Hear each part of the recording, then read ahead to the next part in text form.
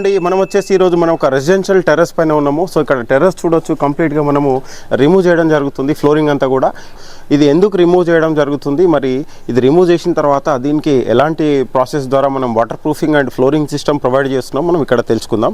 So main objective ఏంటంటే, మనం ఒక ఫ్లోరింగ్ని పగలగొట్టి తీయాల్సి వచ్చినప్పుడు ప్రాపర్గా మనం చెక్ చేసుకోవాలి. అంటే పగలగొట్టాల్సిన అవసరం ఉందా లేదా, సో పగలగొట్టాల్సి వస్తే ఏ కండిషన్లో దాన్ని బ్రేక్ చేయాలి అని ఇక్కడ చూద్దాం మనం. సో ఇక్కడ మనము ఈ ఫ్లోరింగ్ని ఎందుకు పగలగొట్టాల్సి వచ్చింది నేను ఇక్కడ మీకు టెస్ట్ చేసి చూపిస్తున్నాను, చూడొచ్చు. సో ఇది ఫ్లోరింగ్ కండిషన్ అంతా కూడా మనకి ఈ విధంగా క్రాక్ అయింది కంప్లీట్గా. ఈ క్రాక్ అయినంత మాత్రాన మనం ఫ్లోరింగ్ని పగలగొట్టి తీయాల్సిన అవసరం లేదు.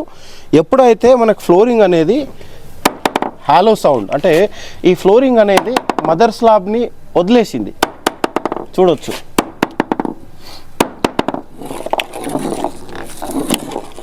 హాలో సౌండ్ వినపడుతుందా మనకి? దీని కింద ఎయిర్ ఎంట్రాప్ అయింది. సో రేపు పొద్దున వర్షం వచ్చినప్పుడు ఆ ఎయిర్ పైకి వచ్చేసి లోపలికి వాటర్ వెళ్ళిపోతుంది. సో ఈ వాటర్ అంతా కూడా మనకి కంప్లీట్గా ఫ్లోరింగ్ అంతా కూడా స్ప్రెడ్ అయింది.